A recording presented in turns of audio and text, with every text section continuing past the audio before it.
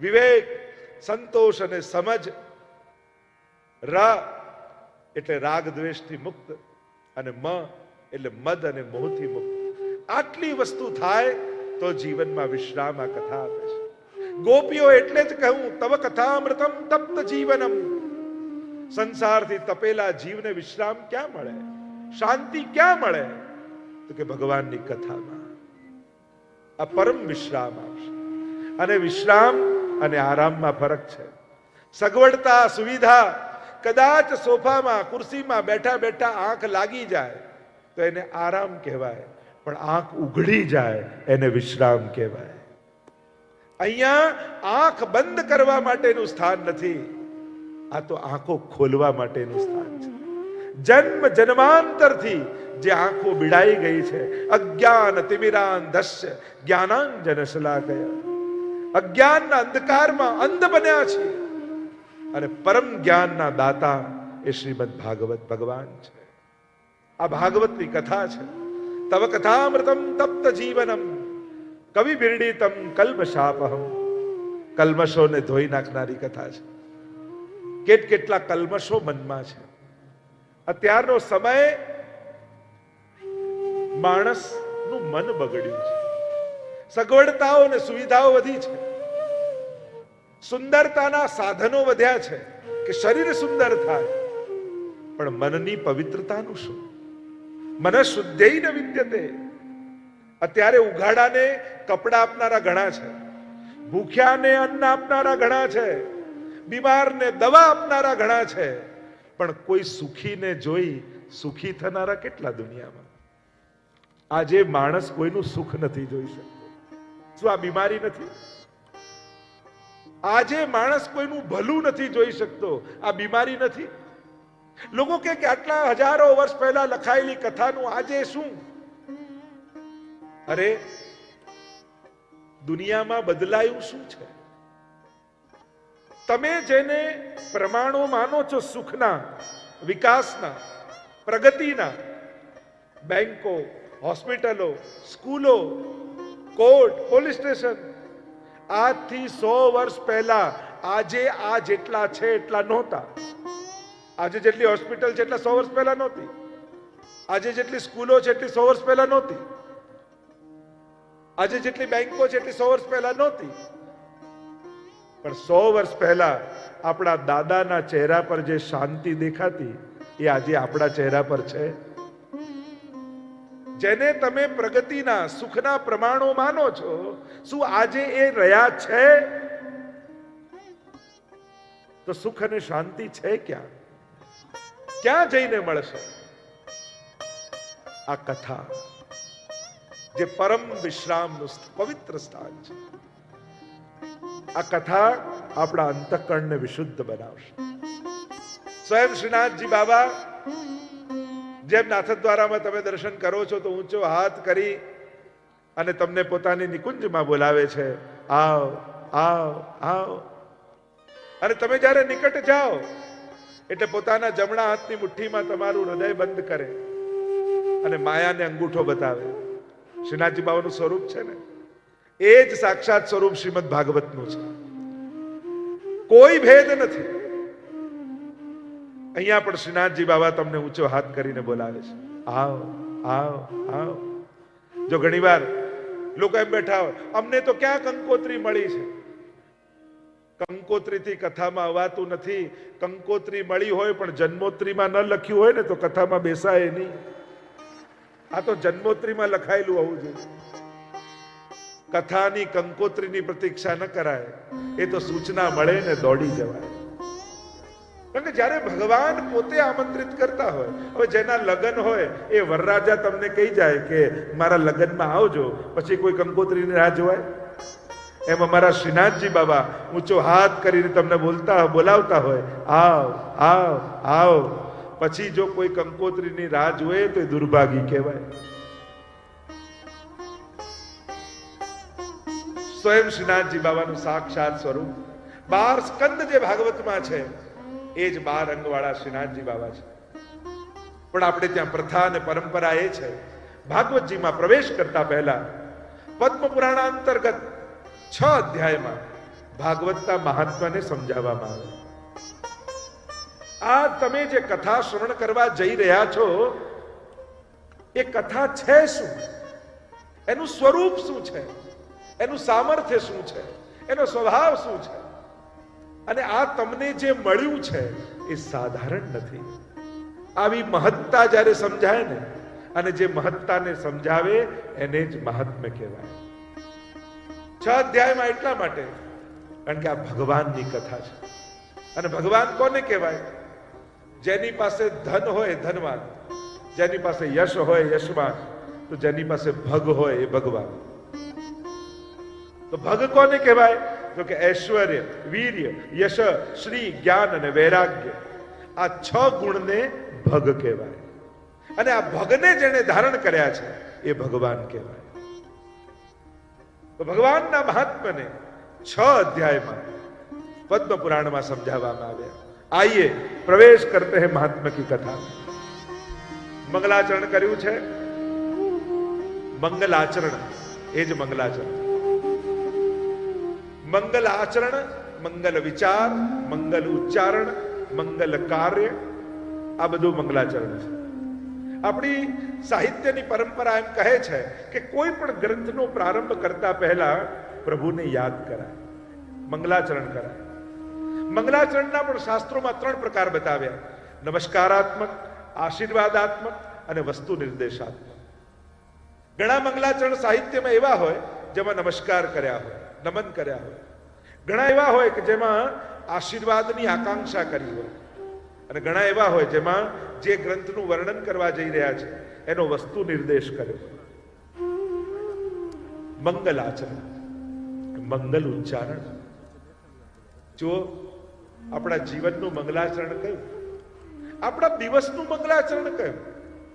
એમ તો શાસ્ત્રોએ કહ્યું કે કણ કણમાં ઈશ્વરને જોવા. હવે એવી અવસ્થા તો આપણી નથી, પણ ચલો કણ કણમાં ઈશ્વર નથી જોઈ શકતા, એટલો તો સંકલ્પ કરી શકીએ ને કે સવારે ઉઠીએ ત્યારે સૌથી પહેલા દર્શન ઠાકોરજીના કરીશું.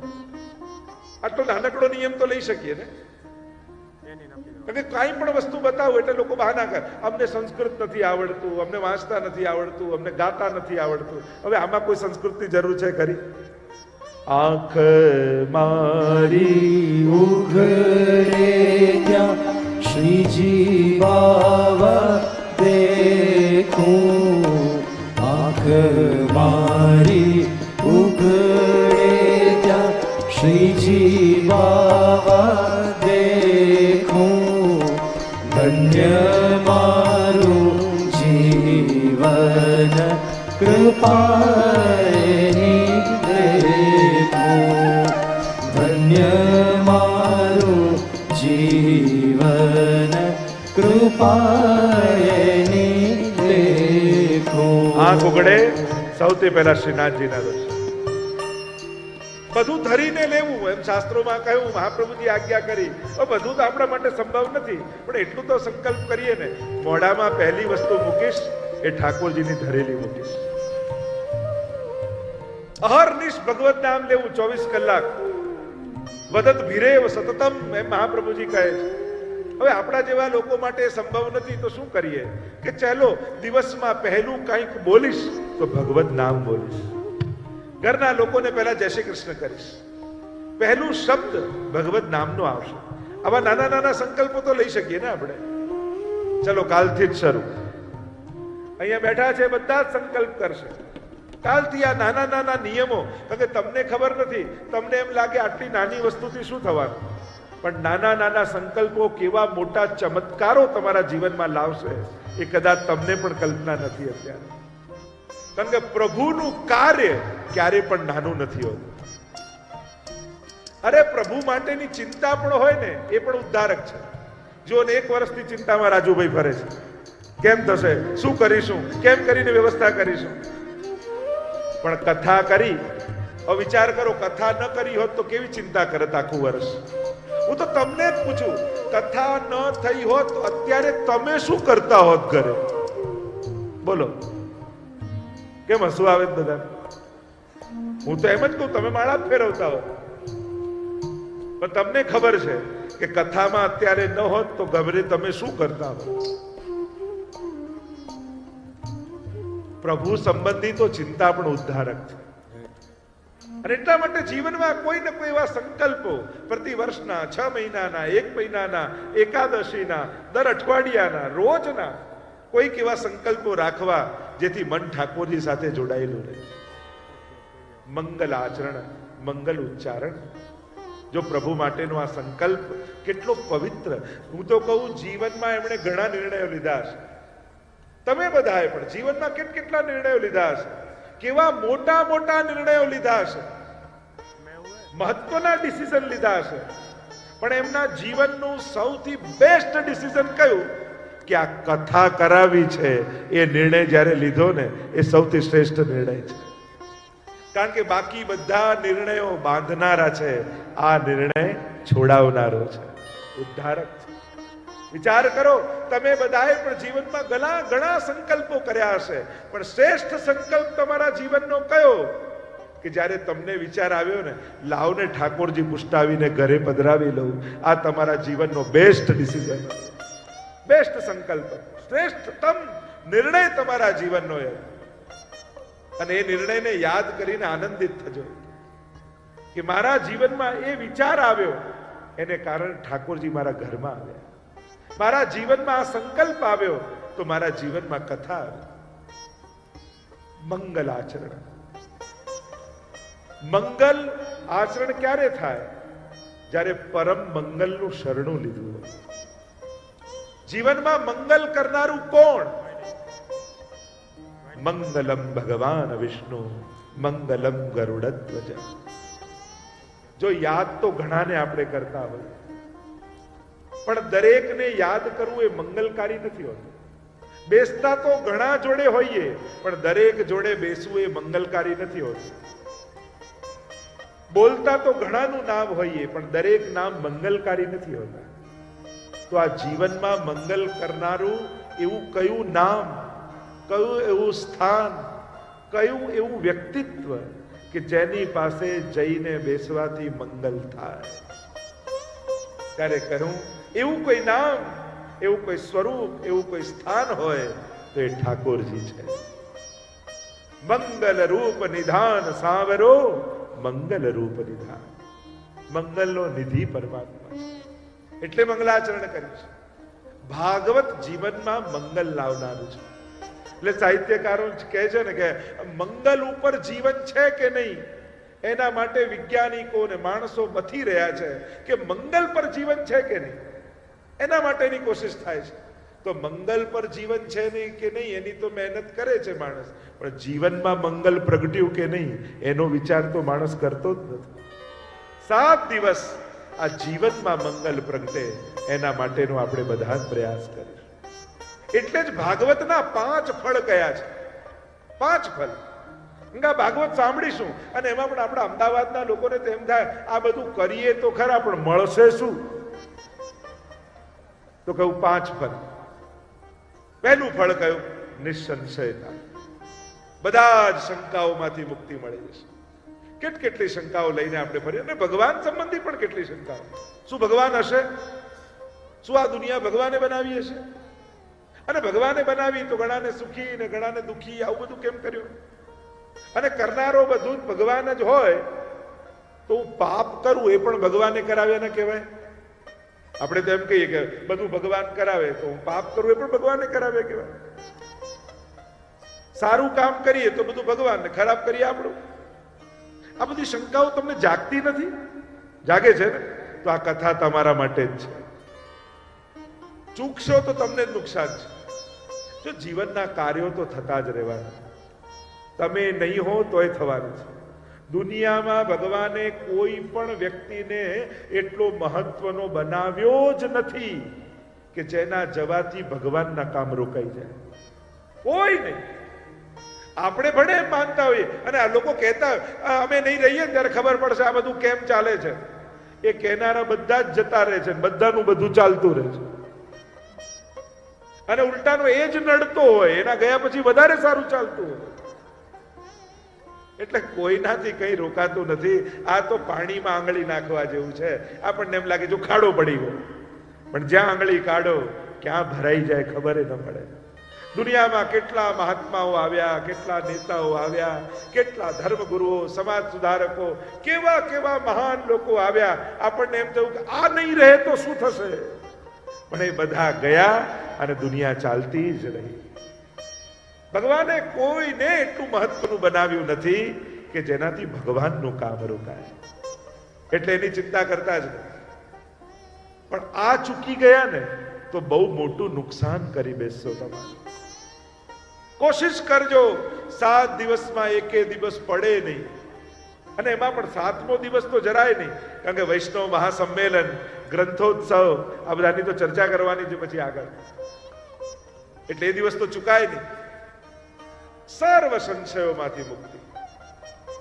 ભગવાન પ્રશ્નાર્થ નથી, ભગવાન એ પૂર્ણ વિરામનું નામ છે. જીવનમાં જાગેલા બધા જ પ્રશ્નોનું સમાધાન એનું નામ ભગવાન.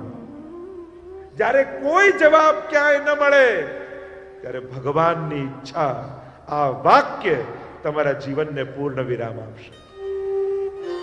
અને મહાપ્રભુજી એ જ કે તથૈવ તસ્ય લીલેતિ મત્વા ચિંતામ ધૃતમ ત્યજેત.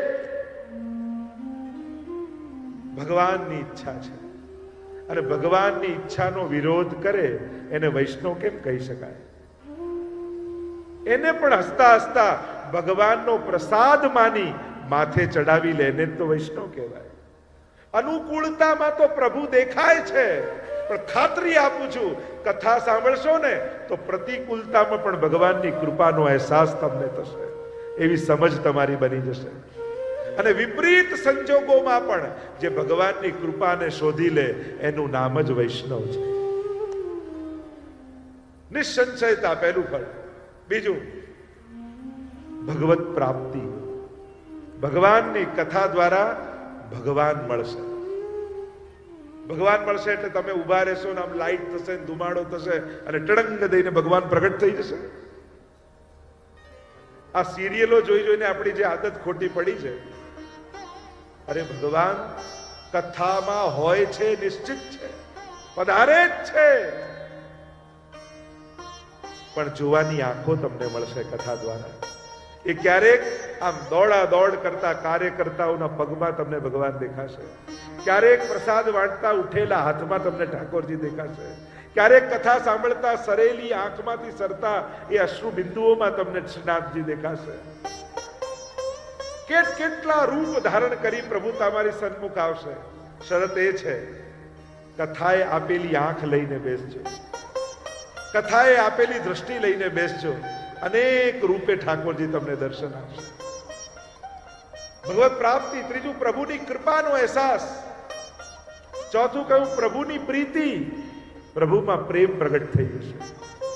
કથા સાંભળતા સાંભળતા ક્યારે તમે ઠાકોરજીને પ્રેમ કરવા લાગ્યા એ તમને ખબર નહીં પડે, એવો આ કથાનો પ્રભાવ છે. હમણાં આ ડ્રોન ના ચલાવશે, એમને ના પાડી દે. બોલો કૃષ્ણ કનૈયા લાલ કી જય, બોલો ગોવર્ધન નાથ કી જય. આ એ દેવ વિમાન અને ચડચડ કીર્તનમાં તો ગાઈએ છે, પણ હમણાં ભગવાનની કથા ચાલે છે એટલે દેવતાઓને કહીએ થોડી વાર વિશ્રામ લે. આમ ભગવાનની કથા એ પ્રભુ પ્રીતિનું દાન કરનારી છે. પુણ્ય કરવાના ઉપાય શાસ્ત્રોમાં ઘણા છે, પણ પ્રભુના પ્રેમની પ્રાપ્તિનો ઉપાય એ કેવલ ને કેવલ પ્રભુની કથા છે. અને છેલ્લું ફળ કયું? અભયત્વ. અભયતાનું દાન ભગવાનની કથા કરશે. ભય કેમ છે જીવનમાં? અને શાસ્ત્રો એમ કહે કે સૌથી મોટો ભય માણસને મૃત્યુનો છે, પણ કથા મૃત્યુને પણ પ્રભુને મળવાની ક્ષણ બનાવી દેશે, મહોત્સવ બનાવી દેશે. એવી કથાની આ સમજ છે. અભયતાનું દાન. અપેક્ષાઓ જતી રહેશે, અભયતા આપમેળે પ્રગટ થતી જશે. એટલે મંગલ રૂપ ભગવાન પોતે છે. મંગલ રૂપ નિધાન સાબરો મંગલ રૂપ. આ 5 ફળ જીવનમાં આવશે ને તો જીવનમાં સાચા અर्थમાં मंगलનો उदय થશે. आइए मंगलाचरण में प्रवेश करते हैं. व्यास जी ने मंगलाचरण किया. सच्चिदानंद रूपाय વિશ્વોત્પત્યાદિ હેતવે તાપત્રય વિનાશાય શ્રી કૃષ્ણાય વયમ નમઃ સચ્ચિદાનંદ રૂપાય. ખૂબ જ સુંદર મંગલાચરણ કર્યું છે. મંગલાચરણ કરતા વ્યાસજીને ત્રણનો આંક બહુ જ ગમ્યો, એટલે બધી વસ્તુ ત્રણ આંકમાં ગણાવી. કોની કથા તમે સાંભળવા જઈ રહ્યા છો એનો સંકેત વ્યાસજીએ મંગલાચરણમાં જ કરી દીધો.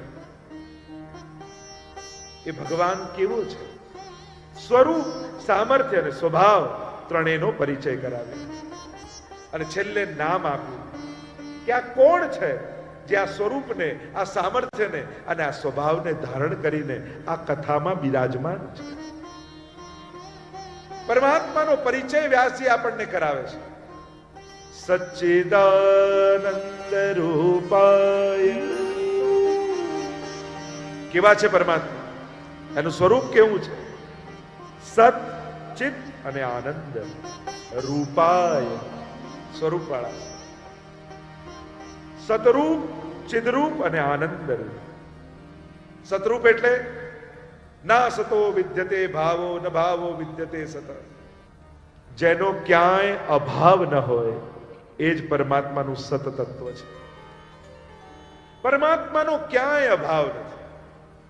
એટલે કે છુપાવીને લીધેલી રોટલી પણ એ જુએ છે અને છુપાઈને કોઈને આપેલી રોટલી પણ એ જુએ છે.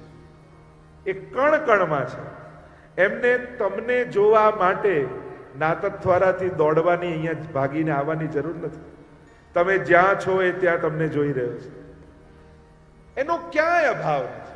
એટલે જ બિરબલ અકબરના પ્રસંગમાં આવે છે, જ્યારે અકબર બાદશાહે બિરબલને પૂછ્યું કે કયું એવું કામ જે રાજા કરી શકે પણ ભગવાન ન કરી શકે, ત્યારે બિરબલે કહ્યું એક જ કામ એવું છે, રાજા કોઈને દેશ નિકાલો આપી શકે પણ ભગવાન કોઈને ના આપી શકે, કારણ કે સર્વત્ર ભગવાનની સત્તા છે. કણ કણમાં એ જ બિરાજમાન છે. આ જ પરમાત્માનું સત તત્વ છે. સત બીજું તત્વ છે ચિદ. ચિતિ જ્ઞાને. પ્રભુ સર્વજ્ઞ છે. પ્રભુ બધું જ જાણે છે. એ સર્વ વિષયોને તો જાણે છે પણ આપણા હૃદયની પણ જાણનારો છે. એટલે જ હરિરાયજી શિક્ષાપત્રમાં આજ્ઞા કરે છે, ન ચાતુર્યમ પ્રયોજકમ અંતર્યામી સમસ્તાનામ ભાવમ જાનતિ માનસમ. એ તો ઘટઘટની જાણનારો છે.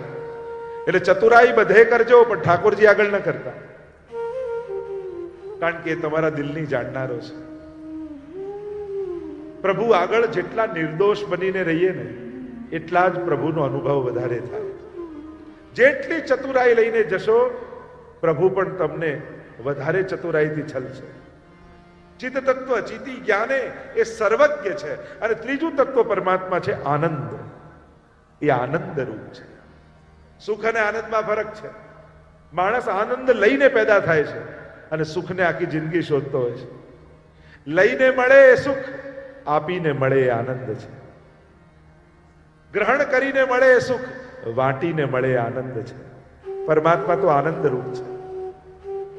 સુખ ક્ષણિક છે, આનંદ શાશ્વત છે. એટલે મહાપ્રભુજી પ્રભુનું સ્વરૂપ સમજાવતા કહ્યું, પૂર્ણાનંદો હરિસ્તસ્માત કૃષ્ણ એવ ગતિર્મમ. ઠાકોરજી કેવા છે? પૂર્ણાનંદ. પરમાત્મા આનંદ રૂપ છે. વેદમાં એનું સ્વરૂપ કહ્યું, આનંદ માત્ર કરપાદ મુખોદરાદિ. જે સર્વાંગ આનંદમય છે એ જ બ્રહ્મ છે. અને એ જ વેદમાં વર્ણિત બ્રહ્મ જે આનંદ રૂપ કહ્યો એ નંદ બાબાના ઘરે પ્રગટ થયો. એટલે કહીએ નંદ ઘેર આનંદ ભયો. વેદનો આનંદ નંદ બાબાના ઘરે પ્રગટ થયો છે. એટલે કે નંદ ઘેર આનંદ ભયો. પણ કયા નામે? તો કે જય કનૈયાલાલ. એ તો આનંદ રૂપ છે. અને આનંદ એ આત્માનો સ્વભાવ છે. આત્માનો સ્વભાવ આનંદ છે. અને એટલા માટે કોઈ ડોક્ટરને કે કોઈને પણ પૂછશો ને તમે કે લાંબુ જીવવા માટે શું કરીએ, તો કે આનંદમાં રહેવું. તો ડોક્ટર આપણને શું કહે? આનંદમાં રહેવું. પણ એમ ન કે આનંદ ક્યાં જઈને મેળવવો. આ તો કથામાં આવીએ ત્યારે પહેલો દિવસ જાય, બીજો દિવસ જાય, ત્રીજો દિવસ જાય અને ચોથો દિવસ આવે ત્યારે સરનામું ખબર પડે કે નંદ ઘેર આનંદ ભયો, કનૈયા લાલ કી, નંદ ઘેર આનંદ ભયો. જય કનૈયા લાલ કી. તો આનંદનું સરનામું ભાગવત આપે છે. ક્યાં છે? તો કે નંદ ઘર આનંદ ભયો. આ નંદ બાબાના ઘરે આનંદ છે. આનંદ કહા હૈ? જ્યાં કથા હૈ, જ્યાં ઠાકોરજી હૈ. અને જ્યારે જીવ ભગવાનનો થઈ આનંદમાં જીવે છે ને, મેં તો આ કોરોનામાં બહુ જોયું. બધાને એટલા બધા ફોન આવે, કોરોના થયો, ક્વોરન્ટાઇન થયા હોય એટલે ફોન આવે, જે આપની કથા સાંભળીએ છીએ તો ઓક્સિજનનું લેવલ વધી જાય છે. મેં કીધું તો સાંભળે રાખો. ઘણાના ફોન આવતા એવા જોશમાં કથા સાંભળીને આનંદમાં આવી જાય કે ઠીક થવા લાગે. આનંદમાં રહેવું. આનંદ છે ક્યાં? અતિરે આનંદ ભર્યા આવો મારે અંગે, શ્યામ સુંદર બેઠા છો મુખડું જોયા વિના પાણી નવધ્યું રે, રસિક સુંદર જોઈ રસિક સુંદર શિરઢ લાગી જન્મો જન્મની મારી ભાવત આનંદ તો તમારા ઘરે 2x2 નું જે ખાનું છે ને, જેને તમે મંદિર કહો છો, એ જગતનો આનંદ એ ત્યાં લાલનનું રૂપ લઈ મહાપ્રભુજીની કૃપાથી વિરાજમાન છે. આનંદ છે ક્યાં? આ તમારી સન્મુખ જે ગ્રંથ બિરાજમાન છે એના અક્ષરે અક્ષરમાં એ વિશ્વનો આનંદ અક્ષરનું રૂપ ધારણ કરીને બિરાજમાન છે. જે વક્તાને માધ્યમ બનાવી શબ્દ રૂપ બની તમારા કર્ણના માધ્યમથી હૃદયમાં આવીને બિરાજમાન. આનંદ તો ત્યાં બિરાજમાન છે. સચ્ચિદાનંદ રૂપ પરમાત્મા છે. ઠાકોરજી આનંદ રૂપ है. અચ્છા, આવું સુંદર રૂપ છે તો કરે છે શું? તો કે આ જે કાર્ય કરે છે એવું કોઈ નથી કરી શકતું. કે આ શું કરે છે? વિશ્વોત્પત્યાદિ હેતવે, વિશ્વની ઉત્પત્તિ, સ્થિતિ અને લય કરે છે. અચ્છા, ઉત્પત્તિ આ કરે છે કે હા માણસ પણ ઉત્પત્તિ, સ્થિતિ અને લય કરે. તો બંનેમાં ફરક શું? કે માણસ કોઈ વસ્તુનું સર્જન કરે ને તો એને એમાં મોહ થઈ જાય. માણસ કોઈ વસ્તુનું પાલન કરે તો એને અહંકાર થઈ જાય. અને માણસ ગુમાવી બેસે તો એને દુઃખ થાય. તો શું પરમાત્માને પણ આવું થાય છે? તો કે ના, એમને તો સર્જનમાં પણ આનંદ, પાલનમાં પણ આનંદ અને લયમાં પણ આનંદ. કઈ રીતે? તો કે નાનકડું બાળક જેમ દરિયા કિનારે રમતું હોય ત્યારે માટીથી ઘર બનાવતું હોય ત્યારે પણ આનંદમાં હોય. ઘર બની જાય ને છીપલાથી રમતું હોય ત્યારે પણ આનંદમાં હોય. અને ઘરે જવાનો સમય થાય ત્યારે કૂદકા મારીને ઘર તોડતું હોય ત્યારે પણ આનંદમાં જ હોય. એણે તો આનંદથી આ સર્જન કર્યું છે અને લય કર્યું છે. માણસના જીવનમાં સંભવ નથી. એ કોઈ વસ્તુને સર્જે ને, એક નાનકડું ડ્રોઈંગ બનાવીને તોય સાઇન કરી અને ઘરમાં એવી જગ્યાએ લગાડીએ કે મહેમાનની પહેલી નજર ત્યાં પડે અને તુરંત ઘર બતાવતા બતાવતા કહ્યું આપણે બનાવ્યું છે. ભૂલી જાય કે તને કોણે બનાવ્યો છે? અને તને બનાવનારે તો ક્યાંય સાઇન કરી નથી. આ દુનિયા બનાવનારે ક્યાંય સાઇન કરી નથી. પછી તારું સર્જન કેમ કહેવાય? પાલન કરે તો અહંકાર થઈ જાય. કોઈને પણ આપણે સેટ કરી દીધો આને, પણ તને કોણે સેટ કર્યો એ તો ભૂલી જ ગયો. આખી જિંદગી આપણે એમ કહેતા આપણે સેટ કરી દીધો, આપણે સેટ, અને એમાં ને એમાં અપસેટ રહીએ કે જેને સેટ કર્યો એ તો કયામાં રહ્યો જ નથી.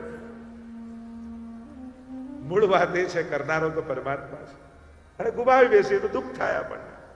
પ્રભુ તો લીલા કરે છે, ત્રણેયમાં આનંદ છે. સર્જનારો એ, હા, અરે એક નાનકડી ટાંકણીને તમે જુઓ અને કોઈ કે એમને બની ગઈ તો તમે માનો? નાનકડી ટાંકણીને જોઈને તમે તૈયાર નથી થતા કે એમને બની જાય. કોઈ બનાવનારું તો હોય ને. તો આખા બ્રહ્માંડને જોઈ તમને ઈશ્વર કેમ યાદ નથી આવતો?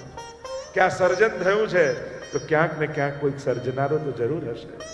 રડતા રડતા રંગમંચ પર સૃષ્ટિ કેરો આવ્યો છે. ન ભૂખ તરસનું ભાન તને, ન સુખ દુઃખ કઈ સમજાય તને, ન ચાંદ ગગનમાં તે મૂક્યો, ન સૂરજ વળી તારું સર્જન. તે નથી મૂક્યા નગમાં તોય તારાઓનો પાર નથી, ને તોય વળી તું બોલે છે કે સૃષ્ટિમાં ભગવાન નથી. આખું બ્રહ્માંડનું આ વૈચિત્ર જોઈ તમને ભગવાનનું સ્મરણ કેમ નથી થતું? વિશ્વની ઉત્પત્તિ, સ્થિતિ અને લય કરનારો પરમાત્મા છે. અચ્છા, તો આટલા મોટા કાર્યો કરે અને મોટા કામ કરનારા સ્વભાવના બહુ આકરા હોય. બહુ મોટા પદ પર યા બહુ મોટા કાર્ય કરતા હોય ને એ સ્વભાવના બહુ આકરા થઈ જાય. તો અચ્છા, પરમાત્મા એમનો સ્વભાવ કેવો છે? તો કે આના જેવો કોમળ સ્વભાવ તો કોઈનો નથી. કેવો સ્વભાવ છે? કહ્યું તાપત્રય વિનાશાય શ્રી કૃષ્ણાય વયમ નમઃ. આ તો ત્રિવિધ તાપોને હરી લેનારો છે. પરમાત્મા બધું જ જોઈ શકે છે, ભક્તની આંખમાં આંસુ નથી જોઈ શકતો. આટલો સામર્થ્યવાન હોવા છતાં આટલો સુહૃદયી કોઈ હોય તો એ પરમાત્મા છે. એ ભક્તને દુખી નથી જોઈ શકતો. આપણો તો પરમાત્મા કેવો છે? ધાતૃચિતામ તતોન્યમ કંબા દયાલુ શરણમ પ્રજેમ. ભાગવતના શ્લોકોમાં કહ્યું તો ખરા, અન્ય પરમાત્માની વ્યાખ્યાઓ જેવી આવી હોય એવી આવી હશે. ભાગવતનો પરમાત્મા અતિશય કરુણામય છે. અને કેવો કરુણામય છે? વિષ લગાવીને વિષપાન કરાવવા આવેલી પૂતના ભગવાનને મારવા આવેલી છે, અને એ પણ જ્યારે ખોળામાં લે છે ને તો એને પણ જે માની ગતિ આપે એવો કરુણામય પરમાત્મા છે. એવો ભાગવતનો ભગવાન છે. એને ખોળામાં લીધાય છે અને પોતે ખોળામાં બેઠોય છે, પણ બંનેના ઉદ્ધાર કર્યા છે. પૂતના જેવીને ખોળામાં ભગવાન આવી ગયા તો પૂતનાનો ઉદ્ધાર થઈ ગયો, અને હિરણ્યકશિપુ જેવાને પોતાના ખોળામાં લીધો તો એનો ઉદ્ધાર ભગવાને કરી દીધો. લોકો ફરિયાદ કરતા હોય વૈષ્ણવ, અરે સેવા કરતા મારું મન નથી લાગતું ને મારો ભાવ નથી લાગતો, પછી સેવા કરવાનું ફળ મળે? પૂતના જેવો તો ભાવ નથી ને, અભાવ છે, કુભાવ તો નથી ને. દૂધમાં તમે તો બદામ, પિસ્તા, કેસર ને ચારોળી નાખો છો, પૂતનાની જેમ વિષ તો ભેળવતા નથી ને. તો જે વિષ ભેળવીને આવી એને જો માની ગતિ આપતા હોય તો તમને કઈ ગતિ આપશે એનો તો વિચાર કરો. કંબા દયાલુ શરણમ બ્રજેમ. આવો કૃપાળુ સ્વભાવ વાળો પરમાત્મા શ્રીમદ ભાગવતમાં છે. કેમ કલયુગમાં ભાગવતનું મહાત્મ્ય ગાયું છે? કારણ કે અન્ય શાસ્ત્રોમાં રહેલો પરમાત્મા કર્મના સિદ્ધાંતોના ચોપડા ખોલીને બેઠો હોય છે, અને ભાગવતમાં બિરાજતા ભગવાને ચોપડા બંધ કરી અને કેવલ કૃપા કરવાનો સંકલ્પ કરેલો છે. એટલા માટે ભાગવતની શરણે જાઓ કલિયુગમાં. એટલા માટે કલિયુગમાં અન્ય શાસ્ત્રો કરતા પણ ભાગવતનું મહાત્મા અધિક કયું છે. મહાપ્રભુજીએ પણ કૃપા કરી આ ભાગવતનું મંથન કરી ભાગવત સુધા રસ મથકે અપનો પંથ જતાયો. ભાગવતનું દોહન કરી જે માખણ કાઢ્યું એનું નામ જ પુષ્ટિ માર્ગ છે. કેટલા ભાગ્યશાળી આપણે લોકો છીએ કે કથામાં બેઠા છીએ પણ મહાપ્રભુજીની કંઠી ગળામાં પહેરીને બેઠા છે. ગુરુ રૂપે મહાપ્રભુજીને માથે રાખીને બેઠા છે.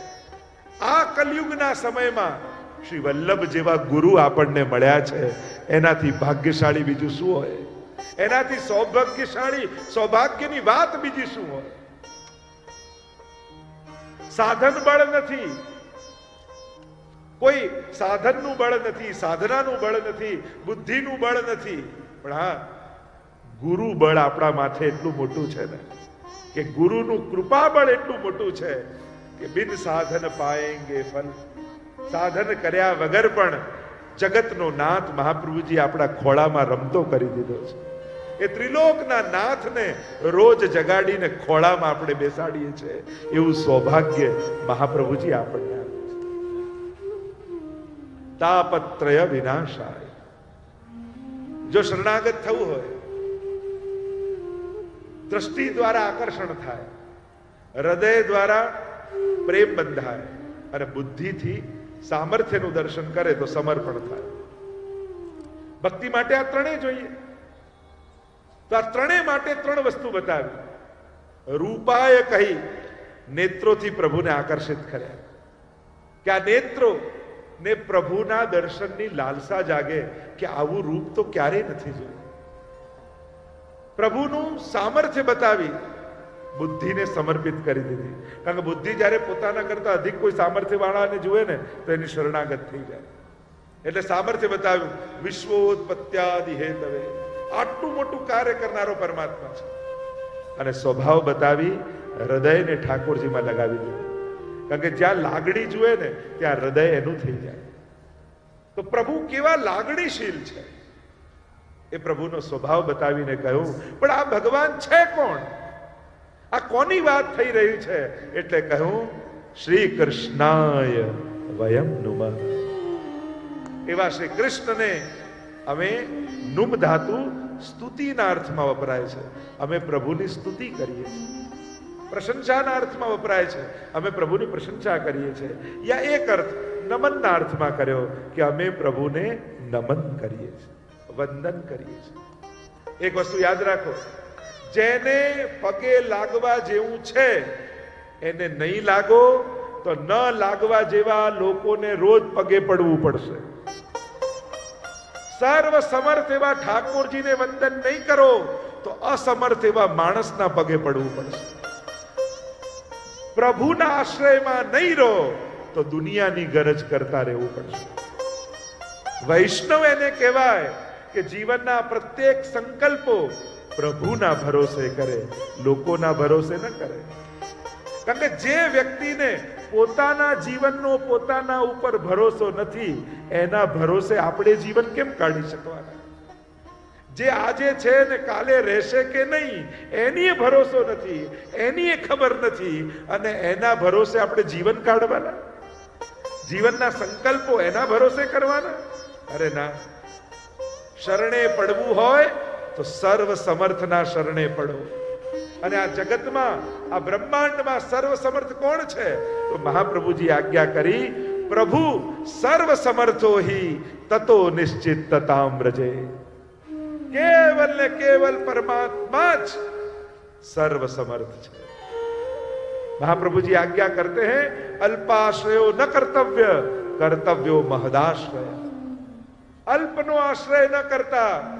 ભવસાગરમાં ડૂબી રહ્યા છો તો એવું કઈ હાથમાં ન પકડતા જે ડૂબાડી દે, એવું પકડજો જે તારનારું હોય. આજ સુધી આપણે એવું જ પકડવાની કોશિશ કરી.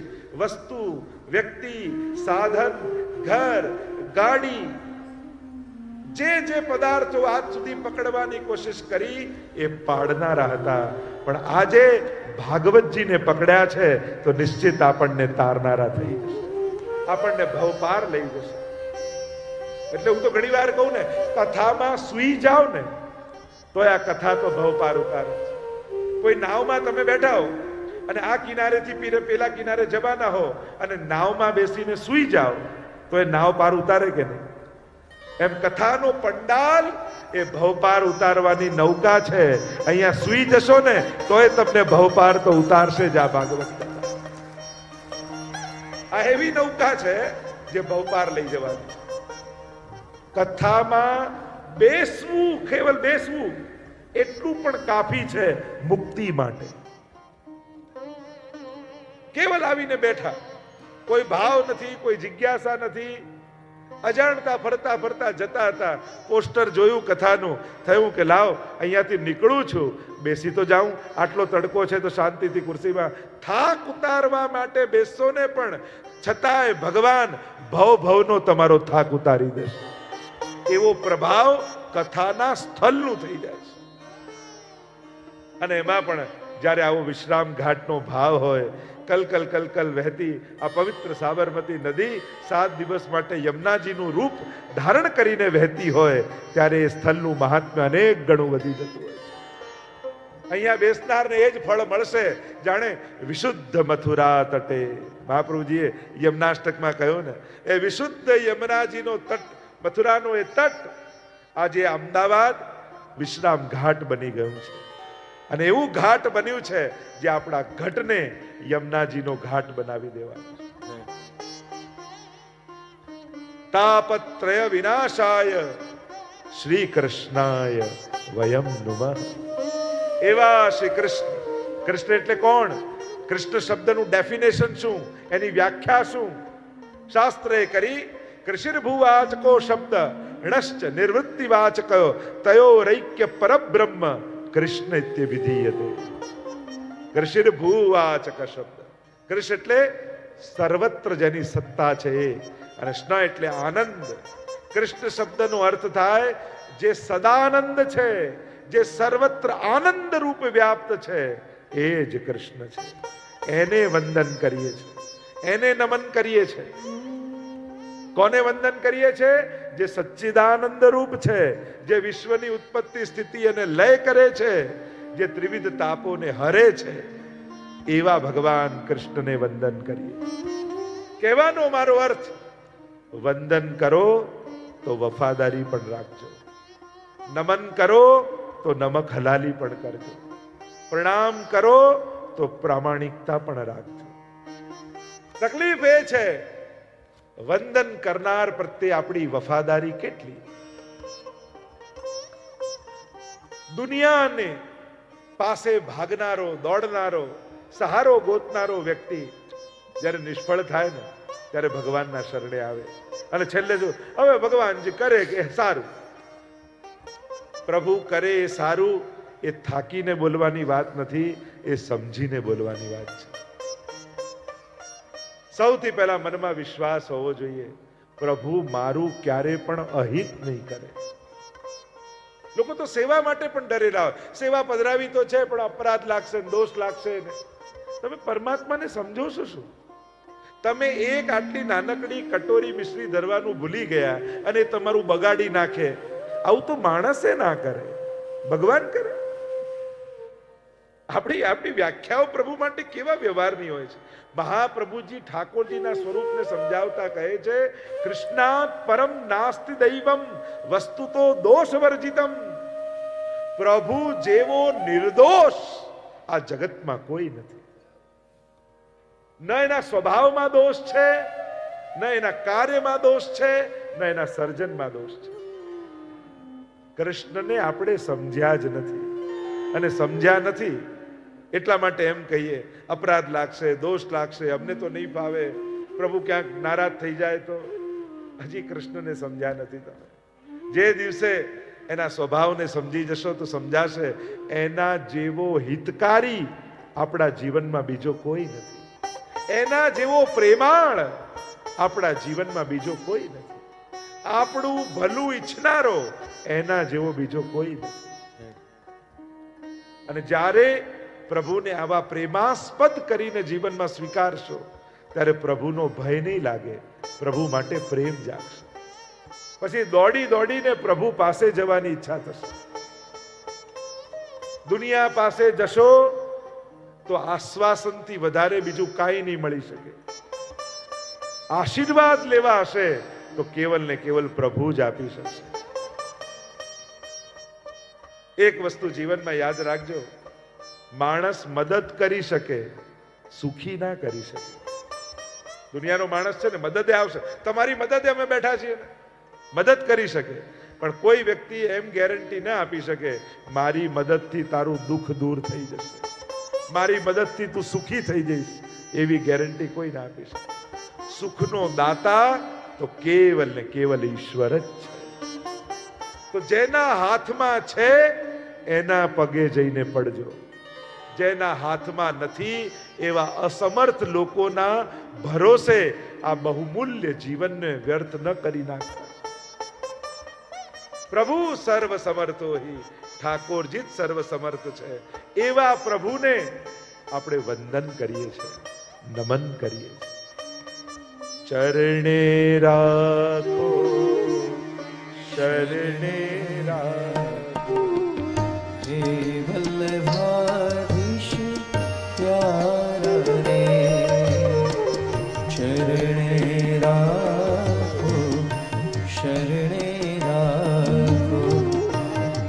वल्लभाधीश प्यारा रे श्रीजी महान सन्मुख राखो यमुना जी ना प्यारा रे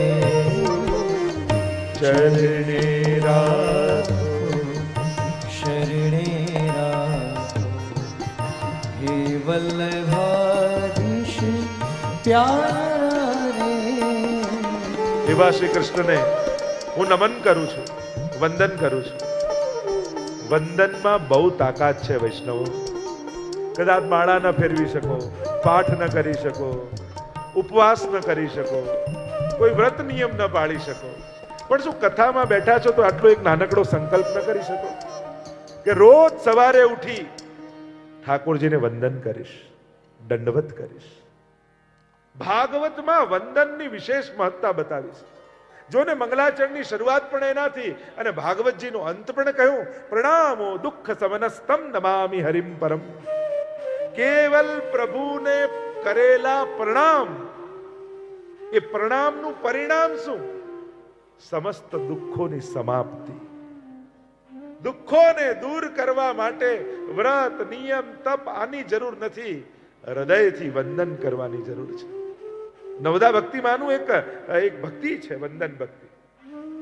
રોજ નિયમ બનાવો, ઓફિસે જતા, સ્કૂલે જતા, કામે જતા, સવારે ઉઠીને ભલે સેવા થઈ ગઈ હોય ને મંદિર બંધ થઈ ગયું હોય આપણા ઘરે, પણ ત્યાં દંડવત કરીને રોજ જઈશ, વંદન કરીને જઈશ. આ વંદનનો ચમત્કાર જોજો. મારે તમને કોઈ બહુ મોટા મોટા નિયમો નથી લેવડાવવા. તમારા જીવનમાં નાના નાના સંકલ્પો સાથે ઠાકોરજીની ભક્તિને ગૂંથી દેવી છે. કારણ કે ભક્તિને ઇવેન્ટ બનાવીએ છે ને, કોઈ મોટો પ્રસંગ, તો પછી આપણે રાહ જોઈએ કે વર્ષે એક વાર કરીશું, પણ એને જીવનની દિનચર્યા બનાવી દઈએ ને તો રોજ બરોજમાં ઠાકોરજી આપણા જીવન સાથે ગૂંથાઈ જાય. ભક્તિ એ કોઈ ટાઈમ મળે ત્યારે કરવાનો પ્રસંગ નથી. સેવા એ કોઈ સમય મળે ત્યારે કરવાનો પ્રસંગ નથી. એ તો શ્વાસ જેવું છે, એ તો હૃદયના ધબકાર જેવું છે. સેવા એ દવા જેવી નથી કે બીમાર પડીએ ત્યારે કથા અને સેવા. એ દવા જેવું નથી, એ તો ભોજન જેવું છે કે એના વગર તો જીવાય જ નહીં. હૃદયના ધબકાર છે. તમે પાણીમાં ડૂબકી લગાવો ને તો શ્વાસો પણ રોકી દો છો, પણ ધબકાર તો ચાલતા જ રહે છે. એમ ભલે સંસાર સાગરમાં ડૂબકી લગાવીને આપણે ખૂપાઈ ગયા હોય અંદર, પણ સેવા અને કથાના ધબકાર તો ચાલતા જ રહેવા જોઈએ. કારણ કે જો આ ધબકાર બંધ થઈ જાય ને તો જીવન સમાપ્ત થઈ જાય. તમારું એક વૈષ્ણવી વ્યક્તિત્વ એના ધબકાર સેવા અને સત્સંગ છે. ક્યાંક આ ધબકાર અટકી ન જાય એના માટે સતત સાવધાન રહેજો. જ્યારે જ્યારે આવા સંજોગો, આવી ક્ષણો, આવા અવસરો મળે ને તો ઝડપી લેજો. હું કથા કરાવું ને ત્યારે સાંભળીશ એવા વિચારમાં રહેશો ને તો વર્ષો નીકળી જશે. અરે કથા મળી છે, ક્યારેક ક્યાંક ઠાકોરજીએ મારા પર કૃપા કરવા માટે જ કોઈના મનમાં વસ્યા અને મનોરથ કરાવ્યો. મારે આ ક્ષણ ચૂકવું નથી, મારે આ અવસર જવા દેવો નથી. એમ જીવનમાં મળેલો એક સુંદર અવસર માની અને ઝડપી લેજો. સાધના તો વર્ષોની કરીએ એ તો ઠીક છે, પણ મળેલી તકો ઝડપી લો ને તોય તરી જવાય. ઘણીવાર વર્ષોની સાધના ન તારી શકે અને આવેલી ક્ષણો તારી દેતી હોય છે. એટલે જ ઘણીવાર આપણા સંતો એમ કહે ને કે કથા પંડાલ એ તો ઇમરજન્સી બોર્ડ છે. ડોક્ટર પાસે રોજ કોઈ ચેક કરાવવા આવતું હોય અને એટલામાં સમાચાર આવ્યા ઇમરજન્સી કેસ આવ્યો છે, તો ડોક્ટર શું કરે? રોજ જેને ચેક કરતો હોય એની પાસે જાય કે ઇમરજન્સી કેસ પાસે જાય? ઇમરજન્સી પાસે જાય. તો જે નિત્ય સાધના કરે એ તો ઠાકોરજીના રેગ્યુલર પેશન્સ છે જ, પણ કથામાં જે બેઠા છે ને એ બધા ઇમરજન્સી પેશન્ટ છે. ઠાકોરજીને થાય કે આમને બહુ ઉતાવળ છે, બધું જ છોડી પહેલા એમની પાસે જઈ આવો. એટલે ઠાકોરજી પોતાનું વૈકુંઠ છોડી અને કથાના પંડાલમાં આવીને 7 દિવસ મુકામ કરે. હા, તો પ્રભુએ લગાવેલો કેમ્પ છે અને કેમ્પમાં આવ્યા હોય ને એના માટે ડોક્ટર પહેલો આવે. આ તો કયું સર્વિસ સ્ટેશન છે. મોબાઈલ પણ જેમ બેટરી ડાઉન બહુ વાપરો, બેટરી ડાઉન થાય એટલે ચાર્જિંગમાં મૂકી દો ને, એમ વર્ષે એકવાર પોતાની જાતને કથામાં ચાર્જ કરવા મૂકી જ દેવી. કોઈ ગાડી પણ તમે બહુ જ વાપરો ને સર્વિસ ન કરાવો, અને સર્વિસ ન કરાવે શું થાય? ઘડીએ ઘડીએ ગરમ થઈ જાય, ચલાવવા માટે ધક્કા મારવા પડે. જૂના સમય તો પાણી નાખવું પડતું, હે ને? ઘણા માણસો એવા નથી ભરતા હોતા, વાતે વાતે ગરમ થઈ જાય. 4 ધક્કા મારો પછી ઊભા થઈને કંઈક કામ કરે, એટલે સમજી લેવું કે આને હવે સર્વિસની જરૂર પડી છે.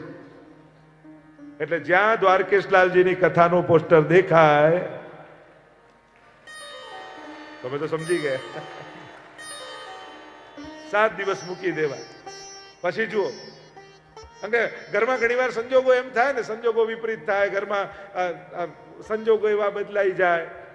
અરે સાસુ બહુ ના પણ તકરારો જ્યારે વધવા લાગે, સહેજ કંઈક દૂધ ઉભરાઈને ઢોળાઈ જાય એટલે આખો દિવસ ગયો. વહુને એમ થાય કે હવે સાસુ આખો દિવસ સંભળાયા કરશે, પણ એ જ સાસુ કથામાં આવીને ગઈ હશે ને, અને જો દૂધ ઢોળાયું હશે તો હાથમાં દૂધ લઈ વહુની ગાલમાં લગાડીને કહેશે, નંદ ઘેરા નંદ ભયો, જય કનૈયા લાલ કી, હે નંદ ઘેરા નંદ ભયો, જય કનૈયા લાલ કી. કથાથી આટલો ફરક પડશે.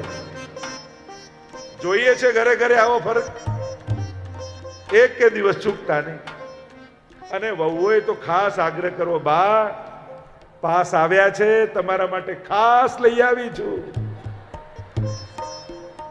પણ બાએ ચતુર હોય ને, એ પોતાના પર્સમાંથી કાઢે, તારા માટે હું લાવી છું. આપણે એક જ બસમાં બેસીને જઈશું બેટા. અને બંને નાચતા કૂદતા ચોથા દિવસે ઘરે, નંદ ઘેરા નંદ ભયો, જય કનૈયા લાલ કી. હવે વિચાર કરો, ઘરમાં કેવો સુંદર માહોલ થઈ જાય, કેવા સુંદર વાતાવરણ ઘરમાં થઈ જાય જ્યારે ઘર ઘરમાં આવા આનંદ કિલ્લોલ થતા હોય. આનંદનું સરનામું તમને મળ્યું, આનંદનું એડ્રેસ મળ્યું, અને આનંદ કોણ છે એ ખબર પડી. કોણ છે? શ્રી કૃષ્ણાય વયમ નુમઃ. જેના ઘરમાં કૃષ્ણ આવ્યો. જો તમે આખા ભાગવતમાં જુઓ તો 3 સિનિયર સિટીઝન તમને જોવા મળશે. એક છે ભીષ્મ પિતામહ, બીજા છે ધૃતરાષ્ટ્ર, અને ત્રીજા છે નંદ બાબા. ત્રણેયનું પાછલું જીવન જુઓ. એક છે ભીષ્મ પિતામહ, ગાદી સાથે એવા વફાદાર, બસ કામના કુર્સી જોડે બેઠા રહ્યા, ફરજ નિભાવતા રહ્યા, છેલ્લે બાણ સૈયા પર સૂતા.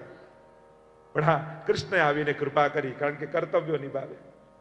બીજા ધૃતરાષ્ટ્ર, મામ કાહા પાંડવા ચૈવ કિમ અકુર્વત સંજય, મારું તારું કરતા રહ્યા તો આખી જિંદગી, છેલ્લો સમય પણ રડતા રડતા જીવનમાં સમાપ્ત કર્યો.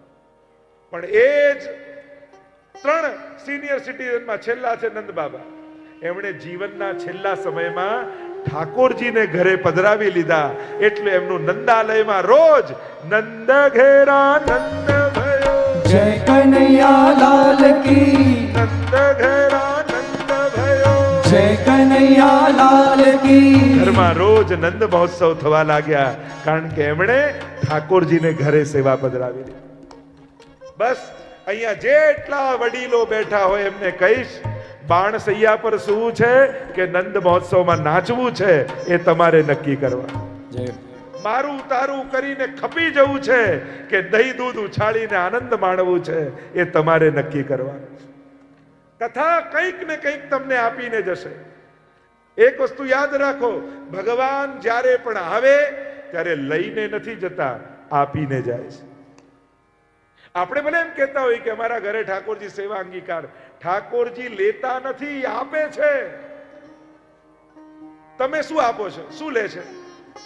સાચા અર્થમાં વિચાર કરવા જાઓ ને, આટલી નાની કટોરી મિશ્રી લઈ તમને વ્રજભક્તોનું સુખ ઠાકોરજી આપે છે, તો આપનારો કોણ ને લેનારો કોણ?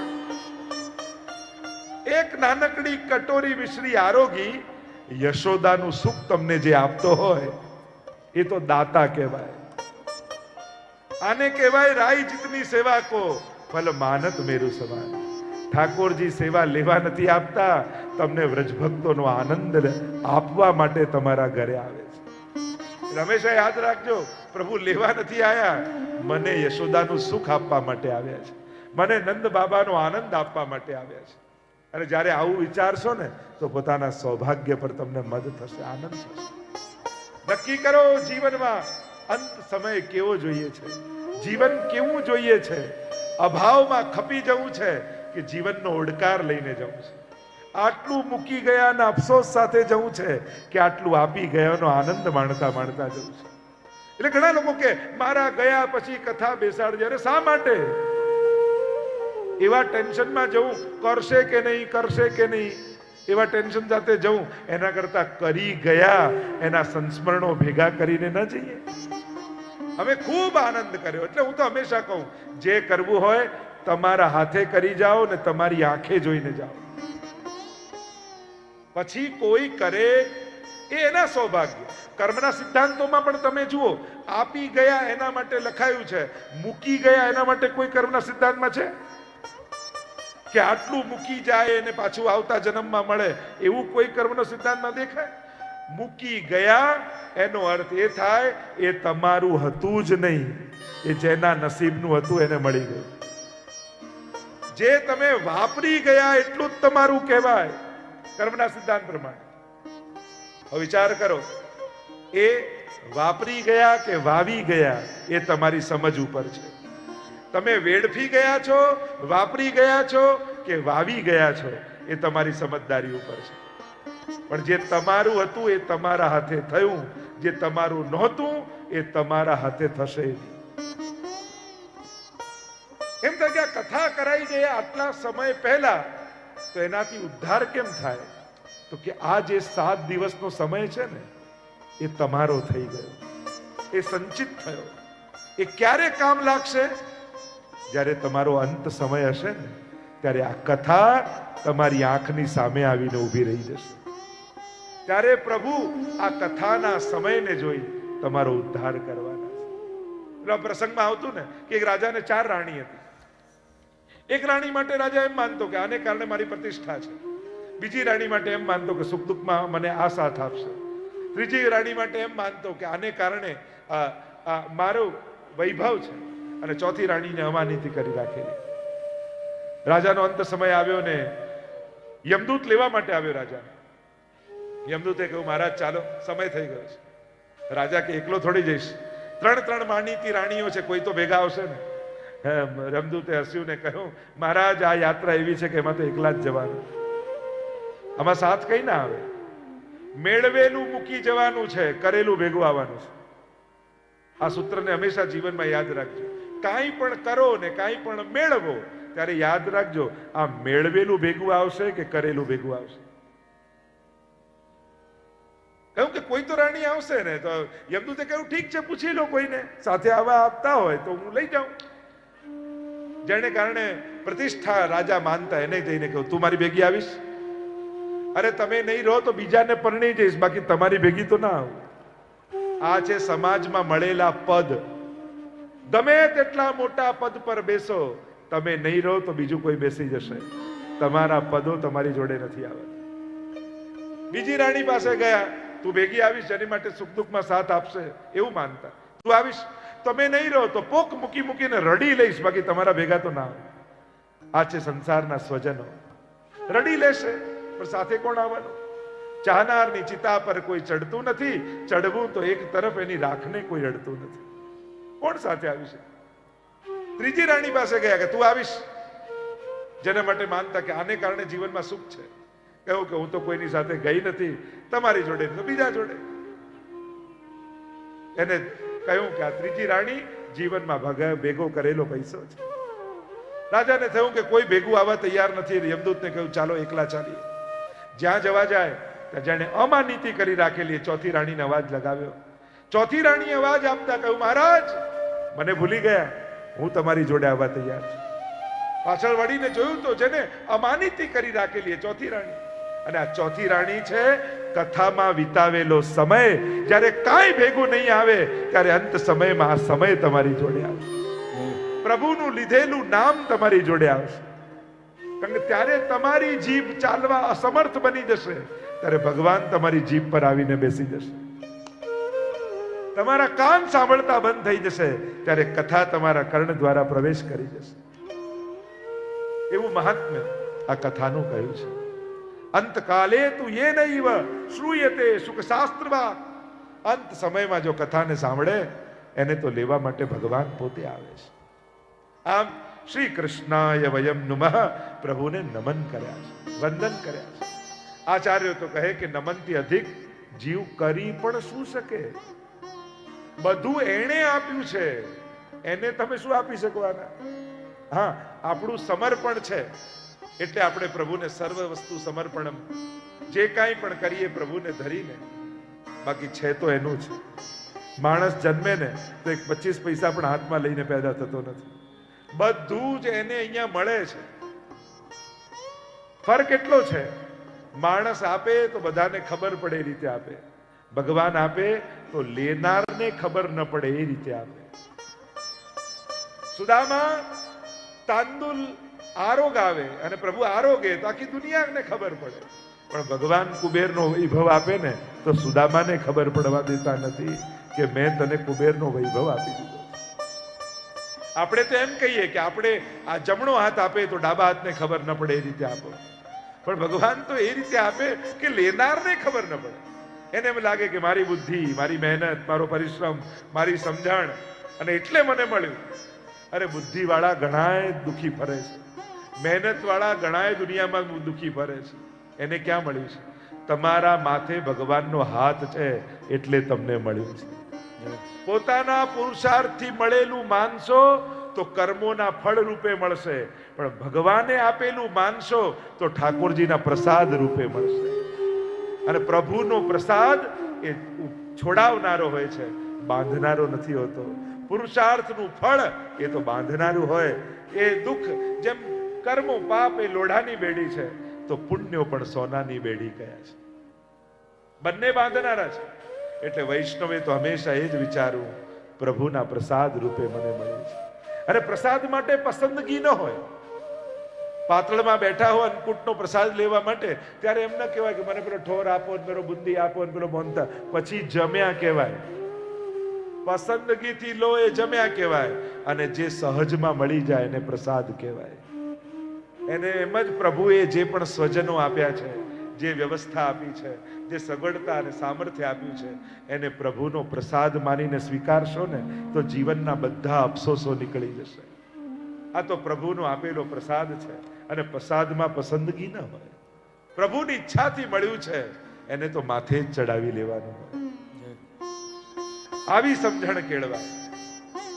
પ્રભુને વંદન કર્યા છે. બીજા શ્લોકમાં સુખદેવજીને વંદન કર્યા છે,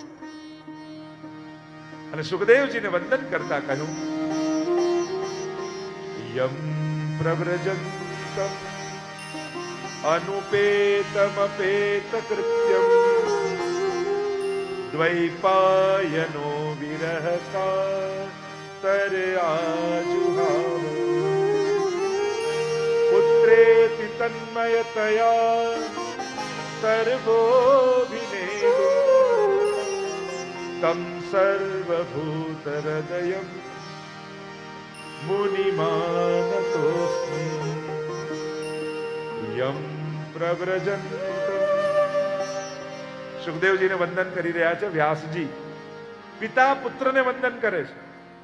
ભક્તિ માર્ગમાં જે ભક્તિમાં મોટો હોય ને એને વંદન કરતા શરમાતા નહીં. ઘણી વાર લોકો પ્રશ્ન કરે, ઘણી વાર ગુરુજનોના નાના નાના બાળકો હોય અને વડીલ બા 90 વર્ષના હોય અને એને વંદન કરે.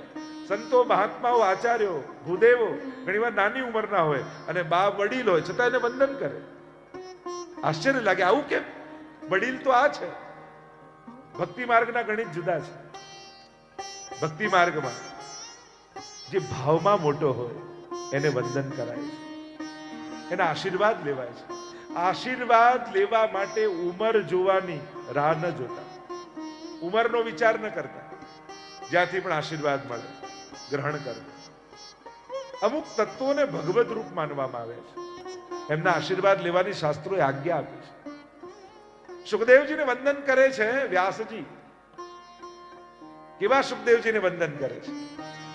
જો સુખદેવજીનું ચિત્રણ પણ કર્યું ને, ઊભા નથી સુખદેવજી, દોડી રહ્યા. યમ પ્રવ્રજંતમ અનુપેતમ અપેત કૃત્યમ પ્રવ્રજમ व्रज गतौ धातौ, दौड़ रहे हैं सुखदेव जी. कहां भाग रहे? અને પ્ર ઉપસર્ગ સંન્યાસના અર્થમાં છે. સંન્યાસ લઈને ઘરથી દોડી રહ્યા છે. યમ પ્રવ્રજંતમ, અને કેવા છે? અનુપેતમ અપેત કૃત્યમ. હજી જેના જનો યાદી સંસ્કાર પણ નથી થયા. આપણે ત્યાં 16 સંસ્કાર છે ને, એમાંથી એકે સંસ્કાર સુખદેવજીને નથી થયા. કેમ? કહ્યું કે જ્યાં વિકાર હોય ત્યાં જ સંસ્કારની જરૂર પડે.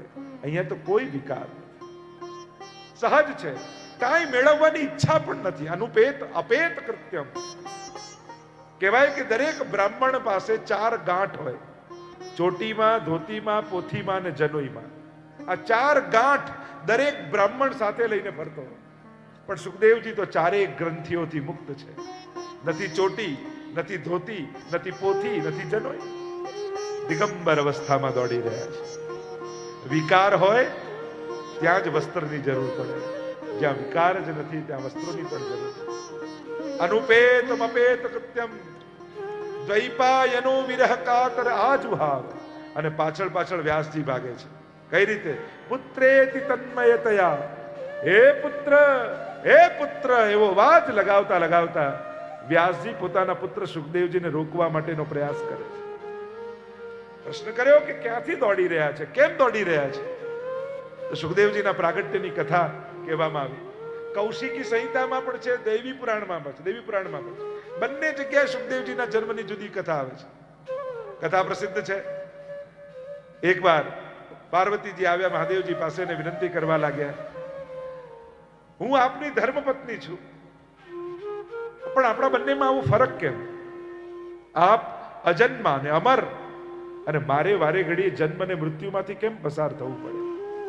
આપણા બંનેમાં આવો ભેદ કેમ? ત્યારે મહાદેવજીએ કહ્યું, ફરક એટલા માટે છે કે મારા હૃદયમાં ભગવાનનું કથામૃત બિરાજે છે, અને નિત્ય કથામૃતનું હું પાન કરું છું. એટલા માટે સમય અને કાળનો પ્રભાવ મારા ઉપર પડતો નથી. હાથ જોડીને કહ્યું કે હું પણ અર્ધાંગીની છું, અડધો ભાગ તો મારોય લાગે, કૃપા કરીને મને પણ કથા સંભળાવો. વિચાર કરો, જે ઘરમાં પતિ અને પત્ની આ રીતે પોથી ખોલીને રોજ સત્સંગ કરતા હોય ત્યાં ક્યારે ક્લેશ થાય?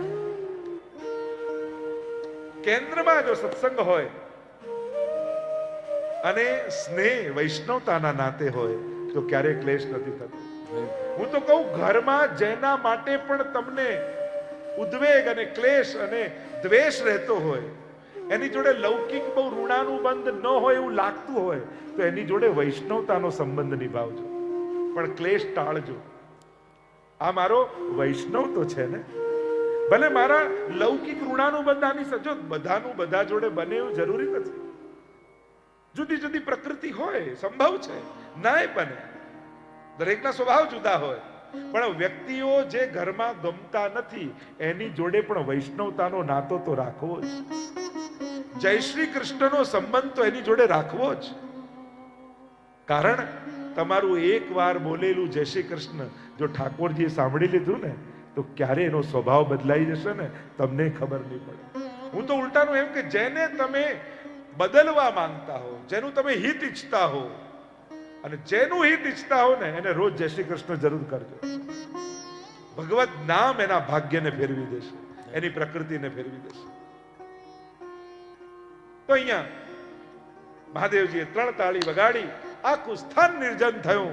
પણ એક વૃક્ષ નીચે જ્યાં બિરાજ્યા હતા, કથા શરૂ કરતા હતા, ત્યાં એક પોપટે ઈંડું આપ્યું હતું.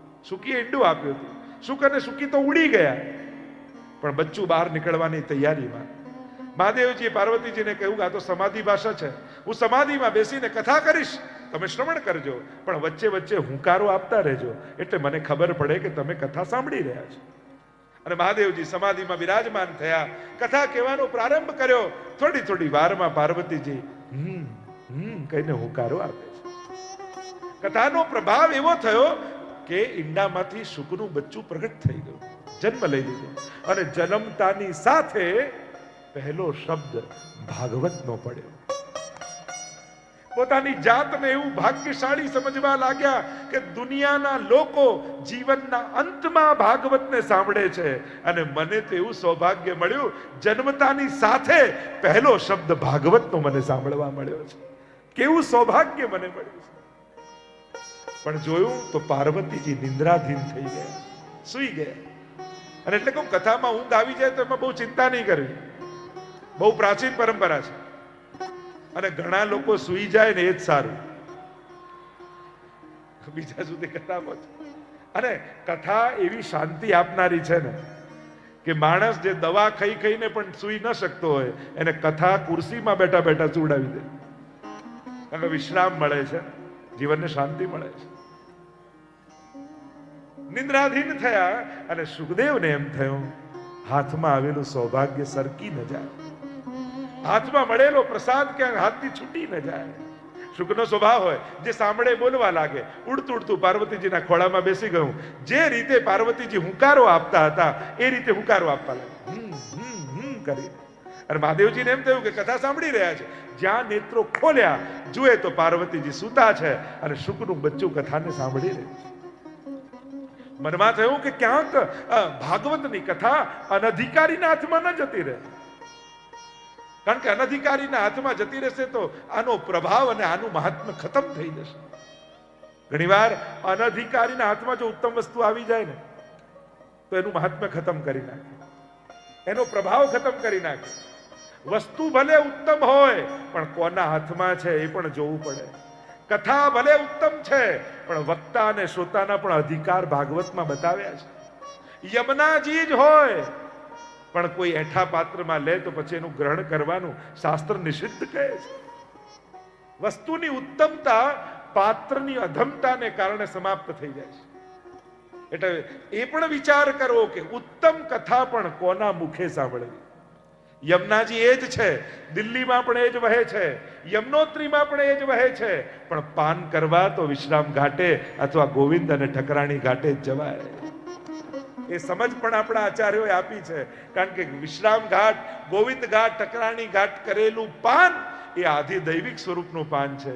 અને દિલ્હીમાં પીઓ તો એ પાણી પીધું કહેવાય, એ જલ પીધું કહેવાય, એને યમના પાન કર્યા ન કહેવાય. કારણ કે ત્યાં આધિ ભૌતિક સ્વરૂપ છે. ઘાટનો પણ પ્રભાવ અને મહત્તા છે, એની વિશેષતા ગવાઈ છે.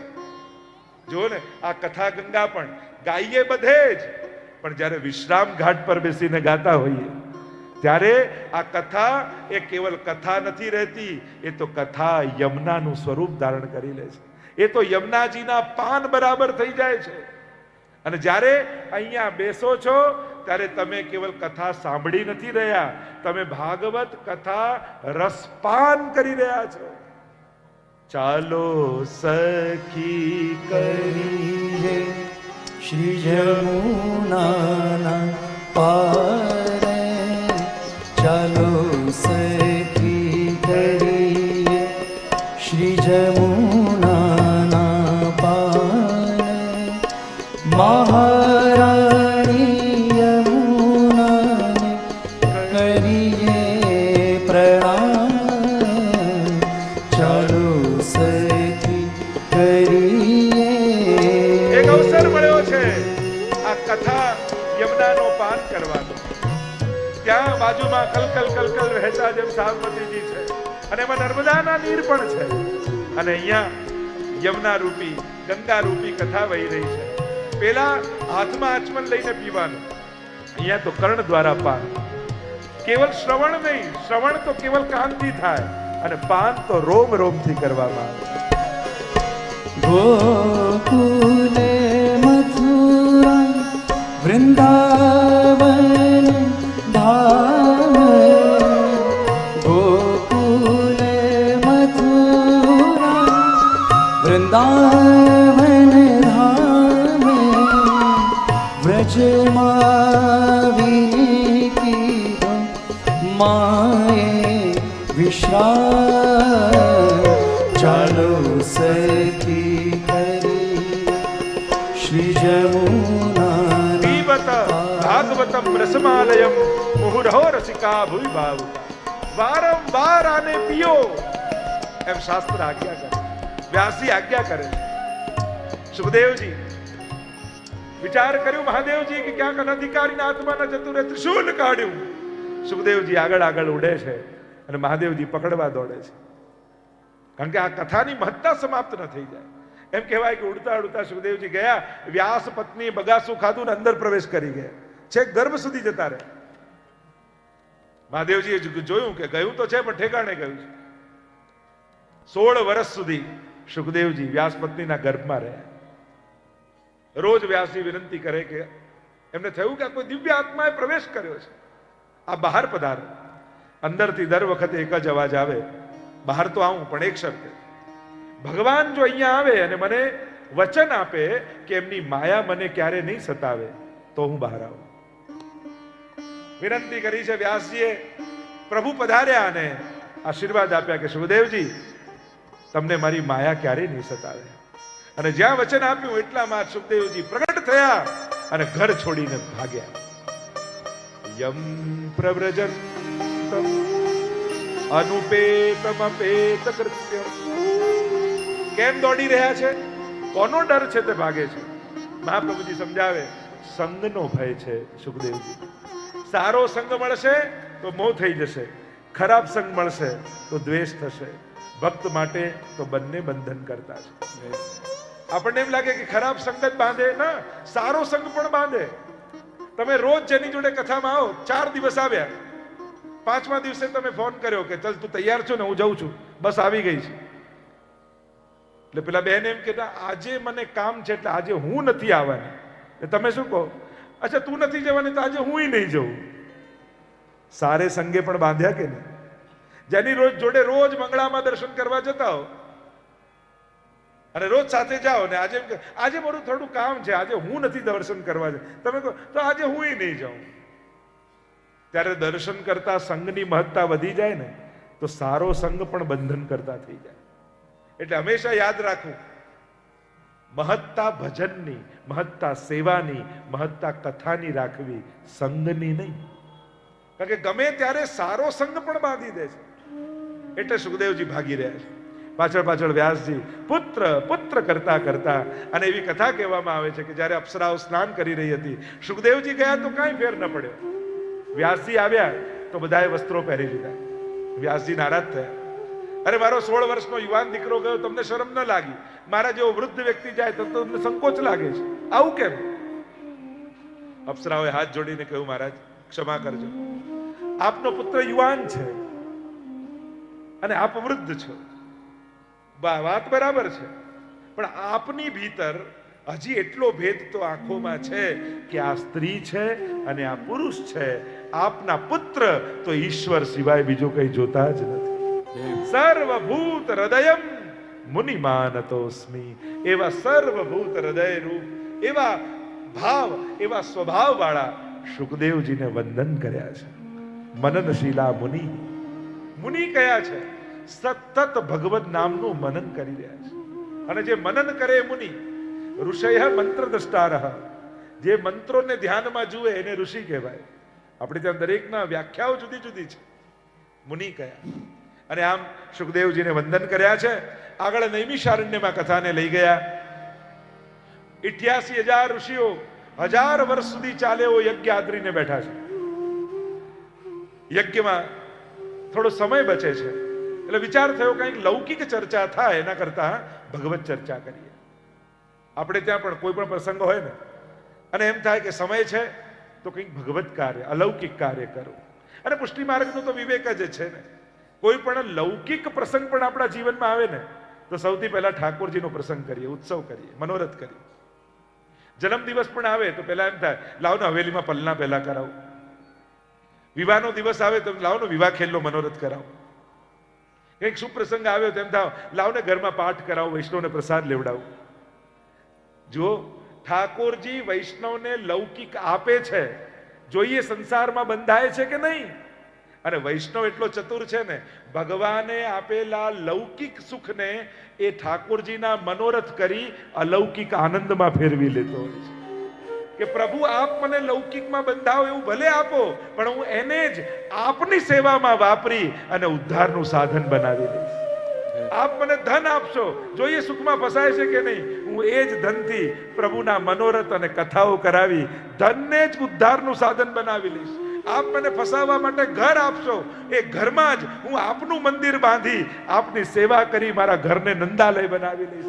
આપ મને સંસારના સ્વજનો આપશો કે હું સંસાર બંધનોમાં બંધાઈ જાઉં, હું એ બધા લોકોને સેવામાં જોડી અને વૈષ્ણવતાનો નાતો કરી એમને ઉદ્ધારના સાધન બનાવી લઈશ.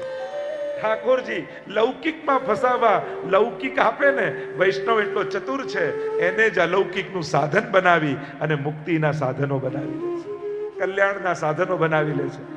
વૈષ્ણવ વસ્તુ અને વ્યક્તિથી ભાગતો નથી, ઠાકોરજીમાં જોડી અને ઉદ્ધારના કારણ બનાવી લે છે.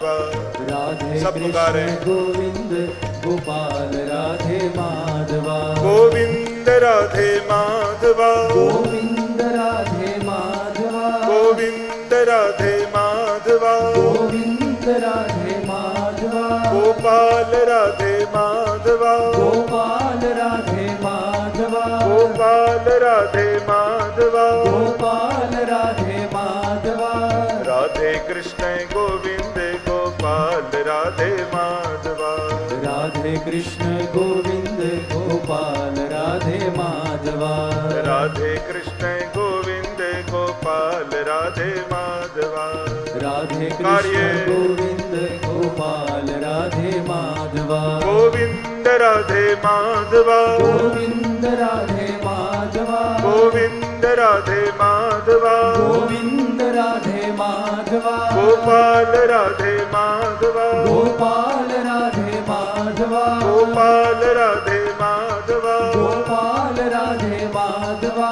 राधे कृष्ण गोविंद गोपाल राधे माधवा, राधे कृष्ण कार्य। गोविंद गोपाल राधे माधवा राधे कृष्ण गोविंद गोपाल राधे माधवा, राधे कृष्ण गोविंद गोपाल राधे माधवा गोविंद राधे माधवा, गोविंद राधे माधवा गोविंद राधे माधवा, गोविंद राधे माधवा गोपाल राधे माधवा, गोपाल राधे माधवा गोपाल राधे माधवा, गोपाल राधे माधवा राधे कृष्ण गोविंद गोपाल राधे माधवा, राधे कृष्ण गोविंद गोपाल राधे माधवा राधे कृष्ण गोविंद गोपाल राधे माधवा, राधे कृष्ण गोविंद गोपाल राधे माधवा राधे